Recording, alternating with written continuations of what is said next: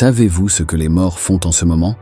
Eh bien, sachez que les morts ne sont pas inactifs ni inconscients, mais ils vivent dans un monde intermédiaire entre la vie d'ici-bas et la vie de l'au-delà.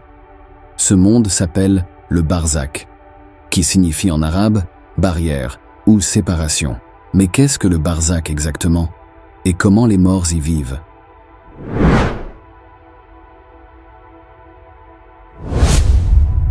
Ce terme apparaît plusieurs fois dans le Coran, dans la sourate Les Croyants au verset 100 par exemple. Il désigne le monde intermédiaire. Allah dit « Puis, lorsque la mort vient à l'un d'eux, il dit « Seigneur, fais-moi revenir sur terre, afin que je fasse du bien dans ce que je délaissais. » Non, c'est simplement une parole qu'il dit. Derrière eux, cependant, il y a une barrière, jusqu'au jour où ils seront ressuscités. Ce verset nous apprend plusieurs choses. D'abord que certains morts regrettent leurs péchés et voudraient revenir sur terre pour se repentir, mais il est trop tard. Ensuite, qu'il y a une barrière qui les empêche de revenir ou de communiquer avec les vivants. Enfin, que cette situation durera jusqu'au jour de la résurrection où ils seront jugés selon leurs œuvres. Mais que se passe-t-il dans l'entremonde? Est-ce un lieu de repos ou de tourment? Est-ce le même pour tous les morts ou y a-t-il des différences selon leur foi et leurs actions? Pour répondre à ces questions, nous devons nous référer aux hadiths du prophète, sallallahu alayhi wa sallam, qui nous ont transmis des informations précieuses sur ce monde. D'après les hadiths parlant du sujet, le barzakh est un monde qui a ses propres caractéristiques, différentes de celles du monde matériel ou du monde de l'au-delà. C'est un monde où les âmes des morts sont reliées à leur corps dans les tombes, mais sans être limitées par l'espace ou le temps. L'entremonde n'est pas le même pour tous les morts. Il y a une grande différence entre les croyants vertueux et les mécréants ou les hypocrites. Les premiers sont honorés, réjouis et rapprochés du paradis, tandis que les seconds sont humiliés, tourmentés et éloignés de la miséricorde divine. Cet entremonde est donc une sorte de préfiguration du paradis ou de l'enfer selon le cas. Prenons l'exemple des croyants vertueux. D'après un hadith rapporté par Al-Bara ibn Azib, le prophète, alayhi salatu wassalam, a décrit ce qui leur arrive après la mort. Il a dit « Quand un serviteur vertueux quitte ce monde pour l'au-delà, il lui vient depuis le ciel des anges blancs, dont le visage est aussi radieux que le soleil. Ils s'installent auprès de lui, munis de linceul et d'un parfum paradisiaque. C'est alors que l'ange de la mort vient s'asseoir près de sa tête et lui dit « Ô bonne âme, sors pour jouir du pardon et de la miséricorde divine. » Elle sort alors en coulant telle une goutte d'eau qui s'échappe de la bouche d'une outre. Quand l'ange de la mort reçoit l'âme, les autres anges s'en saisissent tout de suite et la mettent dans le linceul. Ils la baignent d'un parfum à la meilleure odeur de musc sur terre. Les anges remontent en portant cette âme, et chaque fois qu'ils passent auprès d'un groupe d'anges, ceux-ci disent « Quelle est cette bonne âme ?» Ils répondent « C'est celle d'un tel fils d'un tel », en employant les meilleurs noms que le défunt avait dans sa vie d'ici-bas. Arrivé au ciel le plus bas, on en sollicite l'ouverture qui sera obtenue sitôt demandée. Au niveau de chaque ciel, l'âme est accueillie par les meilleurs et accompagnée jusqu'au ciel suivant, et ce jusqu'à son arrivée au 7e ciel. C'est alors qu'Allah dit « Placez les écritures concernant mon serviteur dans les plus hautes sphères du 7e ciel, puis ramenez-le à la terre puisque c'est à partir d'elle que j'ai créé mes serviteurs, et c'est en elle que je les retournerai, et c'est à partir d'elle que je les ressusciterai. » Ensuite son âme est ramenée à son corps, et 2 anges se présentent à lui, le mettent debout et lui disent « Qui est ton maître ?» « Allah est mon maître. » « Quelle est ta religion ?»« L'islam est ma religion. » « Qu'en est-il de cet homme qui vous a été envoyé ? Il est le messager d'Allah. Paix et bénédiction sur lui. Comment l'avez-vous su ? J'ai lu le livre d'Allah et y ai adhéré et cru en lui. Une clameur dira depuis le ciel « Mon serviteur a dit vrai. Préparez-lui un lit et des vêtements au paradis. Ouvrez-lui une porte débouchant sur le paradis de sorte qu'il pourra en recevoir l'avant-goût et la fraîcheur. » Quel honneur et quelle joie pour les croyants vertueux. Ils sont accueillis par les anges, présentés à Allah, interrogés avec facilité et récompensés par une ouverture sur le paradis.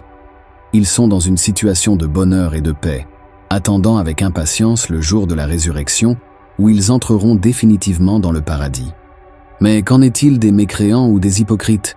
Leur sort est tout le contraire de celui des croyants vertueux. Le prophète, alayhi salatu wassalam, a dit « Quand un serviteur impie quitte ce monde pour l'au-delà, Il lui vient depuis le ciel des anges ténébreux, ayant une apparence effrayante.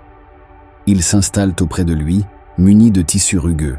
C'est alors que l'ange de la mort vient s'asseoir près de sa tête et lui dit « Ô mauvaise âme, sors pour subir la colère et le châtiment divin. » Elle se répand alors dans tout son corps, mais l'ange de la mort l'arrache violemment, comme on arrache une branche épineuse d'un tissu mouillé. Quand l'ange de la mort reçoit l'âme, les autres anges s'en saisissent tout de suite et la mettent dans le tissu rugueux. Ils la baignent d'une puanteur à la pire odeur de charogne sur terre. Les anges descendent en portant cette âme, et chaque fois qu'ils passent auprès d'un groupe d'anges, ceux-ci disent « Quelle est cette mauvaise âme ?» Ils répondent « C'est celle d'un tel fils d'un tel », en employant les pires noms que le défunt avait dans sa vie d'ici-bas. Arrivé au ciel le plus bas, on en sollicite l'ouverture qui sera refusée. Allah dit « Placez les écritures concernant mon serviteur dans les plus basses sphères du 7e ciel. Puis ramenez-le à la terre, puisque c'est à partir d'elle que j'ai créé mes serviteurs. Et c'est en elle que je les retournerai et c'est à partir d'elle que je les ressusciterai. » Ensuite son âme est ramenée à son corps, et 2 anges se présentent à lui, le mettent debout et lui disent « Qui est ton maître ?» Il dit « Je ne sais pas. » « Quelle est ta religion ?» Il dit « Je ne sais pas. » « Qu'en est-il de cet homme qui vous a été envoyé ?» Il dit « Je ne sais pas. » Une clameur dira depuis le ciel « Mon serviteur a menti. Préparez-lui un lit et des vêtements en enfer. Ouvrez-lui une porte débouchant sur l'enfer de sorte qu'il pourra en recevoir la chaleur et le souffle. » Quel déshonneur et quelle souffrance pour les mécréants ou les hypocrites.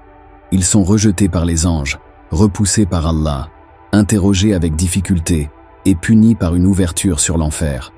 Ils sont dans une situation de malheur et de détresse, redoutant le jour de la résurrection où ils seront jetés définitivement dans l'enfer. Certains savants ont dit que la rencontre des âmes dans l'entremonde est possible, mais cette rencontre n'est pas pareille à la rencontre dans le monde ici-bas.